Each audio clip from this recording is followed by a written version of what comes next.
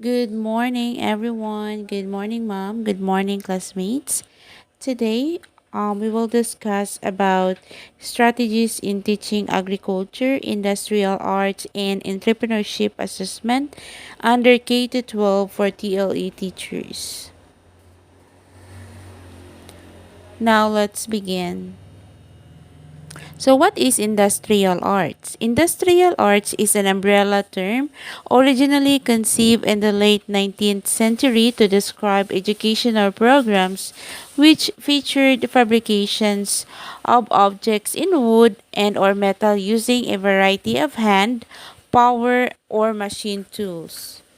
So when we say machine tools, the mechanical and technical skills used in this industry, especially as a subject for study in schools, it aims to develop their manual skills, familiarity with the tools and machines, or any acquaintances with industrial processes and design. This is like we introduce them what is a hammer, what is the use of the hammer, the machine tools that we are going to use in order for us to create something. Shall we say equipments that can be used um, in creating a project. Strategies in teaching industrial arts in elementary students. So the first strategies is demonstration method or modeling method. This technique is especially important when teaching how to do something, for it means showing to the learners the procedure through a step-by-step process. As we can see here, ISCO is trying to demonstrate on how to create something using the sewing machine. 5 essential steps in the demonstration performance method. First, exploration phase, giving explanation that are more comprehensive and are aligned to the lesson objective. So, when we say exploration phase, explore. Yes, in order the learners learn, we need to give them accurate explanation or instruction based on our objective. Like for example, we need to teach them how to mold a pot. So we need to be specific and accurate in order that the learners will learn. Second, demonstration phase, showing the needed steps with accuracy to help students to develop the skills. As we all know, the skills can also be developed by imitations, right?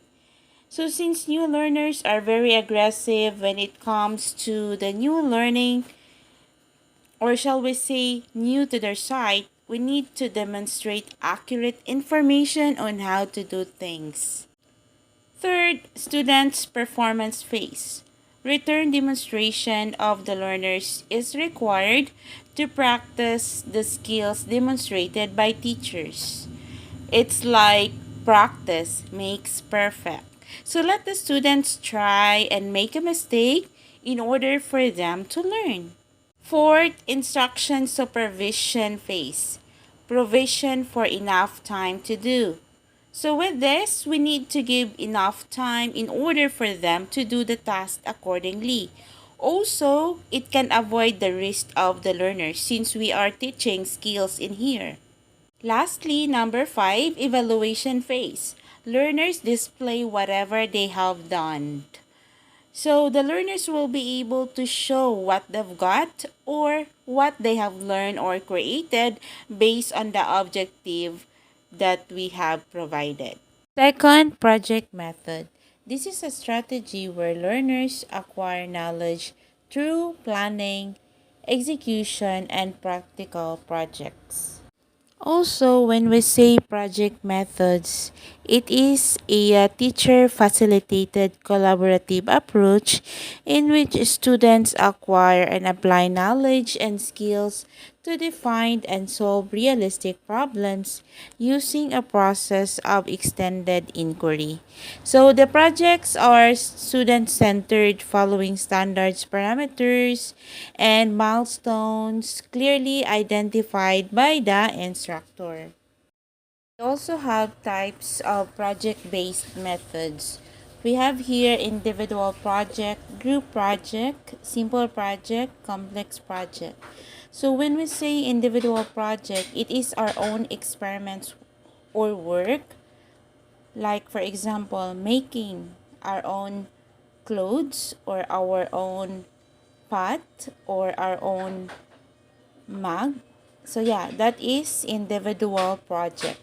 So next is group project. When we say group project, it's an ideal opportunity to sharpen your problem solving and team building techniques. So like for example, role playing, so drama, so that is the example of group project or group activities.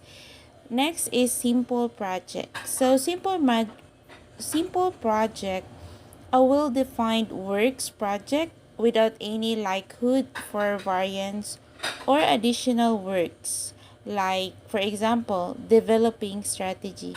So that is the example of simple project. Lastly, we have complex project. So complex project, one that demonstrate a number of characteristics to a degree or level of severity that makes it extremely difficult to predict project outcomes, to control or manage the project. So, like for example, building a house or building a hospital. So, this is what we call complex projects. It's very complicated. The third strategies in teaching industrial arts in elementary grades is technology in the classroom. Incorporating technology into your teaching is a great way to actively engage your students, especially as digital media surrounds young people in the 21st century. So, yeah, as we all know, kids nowadays are using technology. So, even a 1 year old kid or a baby know already how to use phones, right? So, in our teaching, we need to incorporate the digital tool in order to get the attention of the new learners. Like, for example, use a video clip in giving instructions or use Roblox because they are used into it in your explanation to get the full attention of the learners. Now let's proceed to the teaching strategies in agriculture. First, demonstration methods. So in the demonstration methods, it is the actual showing of what will be learned. So the teachers are called the demonstrator. So it is done by actual performance using the real objects and models in order that the learners will learn. So the best way to teach or demonstrating the instruction is we need to use how or show them how to do it. Second, discussion methods. So in discussion methods, there is a temporary differences of opinion, at least concerning a situation. It also involves an interchange of questions and ideas among the participants. So third is the lecture method. So in lecture methods, only the teacher speaks and the students are merely listeners.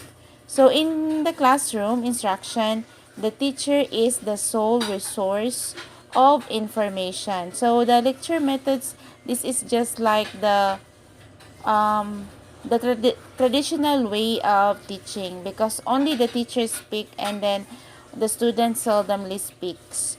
Next is the project method. So it is a teaching methods that requires the students to present a concerted form of the results of information gathered about a project or a concept, principle, or innovation. So we already discussed about the project methods. It's the same thing with the project based learning. Learning by doing. So fifth, we have here cooperative learning approach. So in cooperative learning approach, it says that using various levels of talents. So nagkaiiyang talents that we are going to approach the learners. So using variety of learning activities to improve understanding, each person is responsible not only for their own learning but also for the learning of their teammates. So there should be, from the word cooperative, they need to cooperate each other in order for them to learn. Lastly is the laboratory methods. So laboratory methods says that based on the learning principle, learning by doing. So thus providing for the development of manipulative skills and managerial skills and acquisitions of motor techniques. Next, we will discuss the four approaches to teaching entrepreneurship methods or teaching strategies. So, when we say entrepreneurship, it is a process of identifying an opportunity, understanding resource requirements, acquiring resources, planning, and implementing. Of course, a process assumes known inputs and known outputs, as in a manufacturer process. So when we say entrepreneurship, it is a kind of methods or teaching that is teachable and learnable, but it is not predictable, right? So we have here the four strategies in teaching entrepreneurship. We have here starting business, serious games, simulation, design-based learning, reflective practice. So when we say starting business, it helps students feel what it's like to assume the role of an entrepreneur. Second, the serious games and simulations. So it also allows students to play in virtual worlds that mirror reality. Third, design-based learning. It encourages students to observe the world through a different lens and create opportunities. Lastly, we have the reflective practice. It gives permission to our students to take time, think, and absorb the learning of their practice-based curriculum. So feeling, playing, observing, creating, and thinking are all important components of the entrepreneurship methods or strategies. So learning a methods in is often more important than learning specific content, and it requires practice.